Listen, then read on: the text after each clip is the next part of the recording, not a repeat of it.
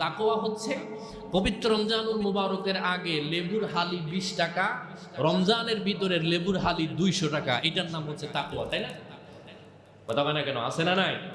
পৃথিবীর সমস্ত মুসলিম রাষ্ট্রে রমজানুল মুবারক উপলক্ষে তাদের প্রত্যেকটা পণ্যের দাম কমায় দেয়, আর বাংলাদেশের আল্লাহর ওলিরা বাড়ায় দেয়। কথা বলে না কেন? ঠিক কিনা জোরে বলেন। এটার নাম তাকওয়া। কথা বলে না কেন? তাকওয়া বলেন বলেন। পবিত্র রমজানুল মুবারকের জোহরের নামাজের সময় আপনার টেবিলের উপরে পানি আছে, কিন্তু আপনি পানি সেইটা খাবেন না, অথচ আপনি পিপাসার্ত। কি কারণে খাবেন না? রোজা রেখেছেন, এই কারণে আমি খাবো না। কিন্তু বলেন তো, ওই জিনিসটা পানিটা হালাল না হারাম? একটু ফতোয়া দেন না।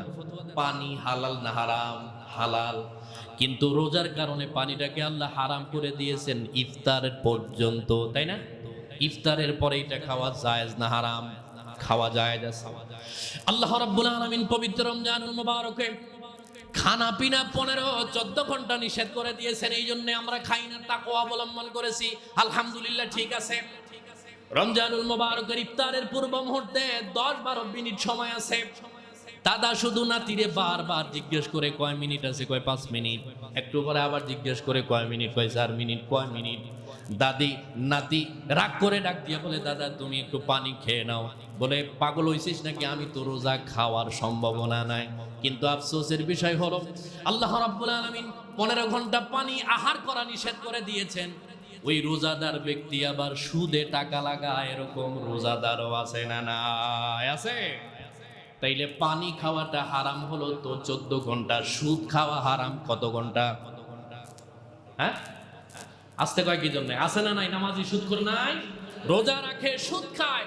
রাসূলুল্লাহ বলেছেন, তোমার উপবাস, তোমার নামাজ আল্লাহর দরবারে 4 পয়সার দাম নাই।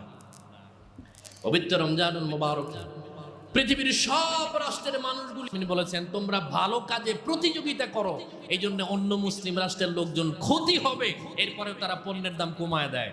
আর বাংলাদেশের 11 মাস চুরি করে, রমজান মাসে ডাকাতি করে, এরকম ব্যবসায়ী নাই? কথা কয় না কেন? আছে না নাই? যেহেতু চক বাজার কেন্দ্রিক ব্যবসায়ীরা এখানে আছেন, মন খারাপ করলে আমার কিচ্ছু যায় আসে না, কারণ আপনার জন্য আমি মাইর খাওয়ার জন্য রাজি নই।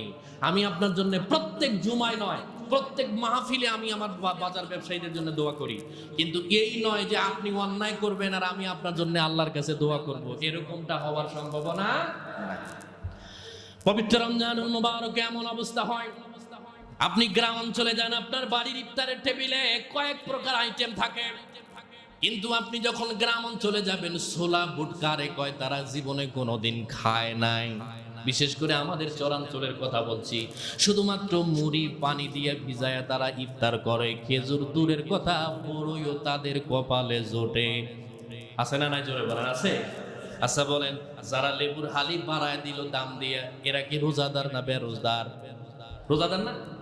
যে ব্যক্তি রোজার ভিতরে পণ্যের দাম বাড়ায় দিয়ে দেখবেন, উনি আবার মাগরিবের আগে ওই ব্যবসায়ী বিশাল বড় প্লেটের ভিতরে ইফতারি নিয়ে বসছে।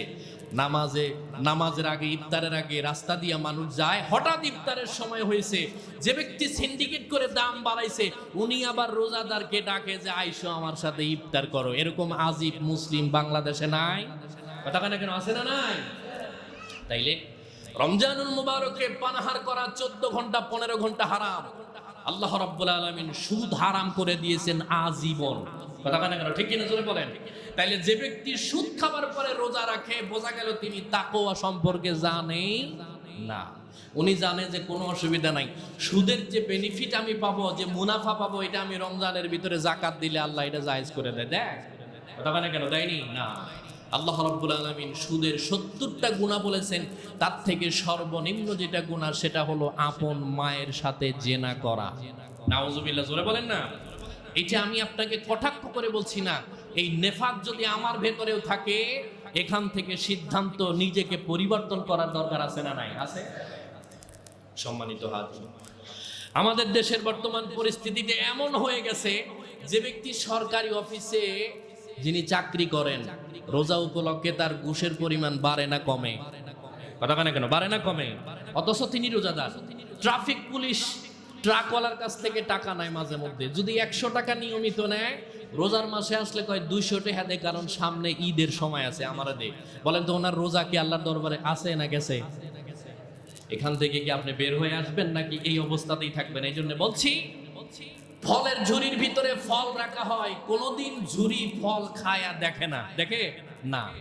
আমরা রমজানুল মুবারকে আমার রোজা আমার কাছ থেকে চলে গেল, 10 বছর, 20 বছর, 50 বছর আমি রোজা রেখেছি, কিন্তু আমি তাকওয়া অবলম্বন করতে পারি নাই।